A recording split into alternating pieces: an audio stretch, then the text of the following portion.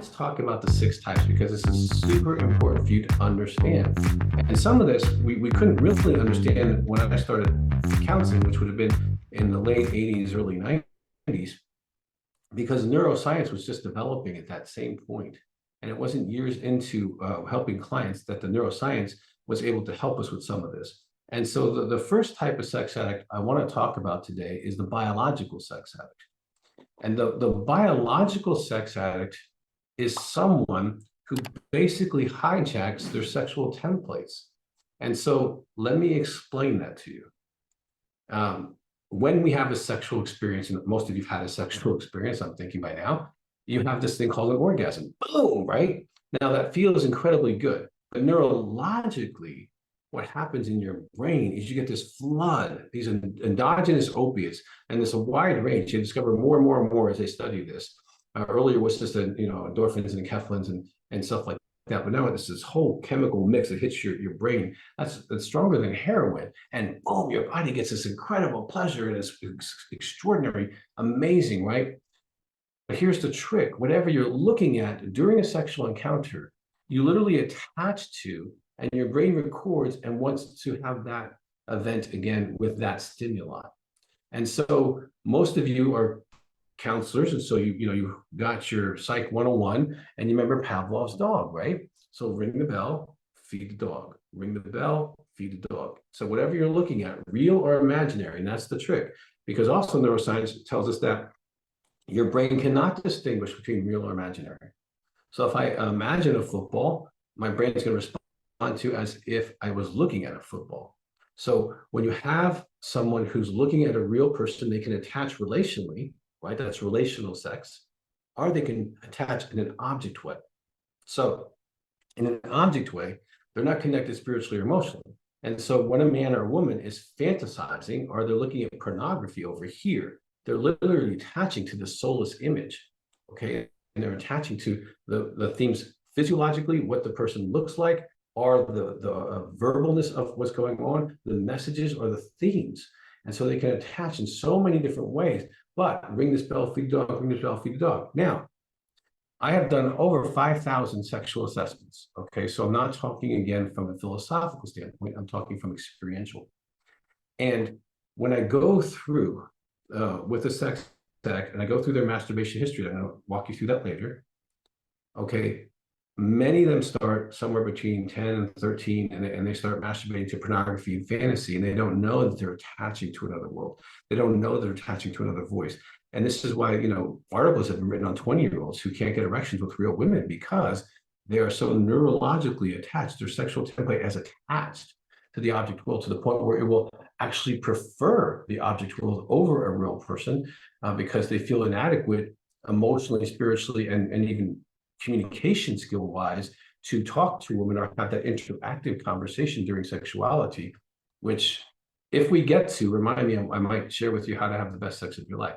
But during this, they feel unskilled. So they actually will close their eyes and they go to an imaginary place. Even with a real woman, they're using the real woman's body, but they're going to a disconnected place sexually, and they're gluing to the disconnected place. They're not gluing to the soul, the beautiful soul that's in front of them. And so what happens is, as I've done these assessments, okay, by the time they're married, okay, let's suppose they started at 13 just for an even number, and they get married at 23. Well, they have masturbated 1, 2, 3, 4, 5, 6, 7, 10 times a week.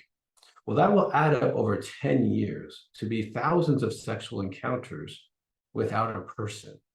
And even if they have sexual encounters prior to marriage, oftentimes I ask them if they're fantasizing during those encounters. So I know if it's going towards the addiction side or the relational side. And what happens is when we do this, we understand that neurologically, the person has become addicted physiologically to the chemicals being attached to an object. And this is a huge thing because this is what drives many sex addicts. Even as we get into the other 5 types, generally speaking, the biological component of sex addiction is going to be with almost all of them. Very rarely will I find someone who doesn't have this component. It's possible, but it's very rare because the neurological reinforcement is so strong, pushing and pushing and pushing and pushing them into the attachment to the object, and that could be movies. This is why guys will spend 3 or 4 or 5 hours a night on pornography. They will go into dangerous situations. They will want different kind of services provided for them because the driver is moving them. This can even move them to illegal behaviors because the reinforcement, no matter what the reinforcement is, it could be a purple cow. It really wouldn't matter what they're looking at. That's what they will want to be sexually attracted to. Whether legal, illegal, same sex, opposite sex, it doesn't matter. It could be anything.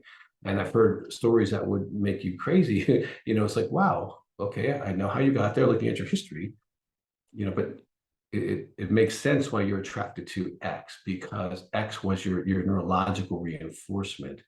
And so that's a huge part of sexual addiction. Now I'm going to try to navigate this thing and see if we have any questions before I go on to this. I don't it doesn't look like these are related to.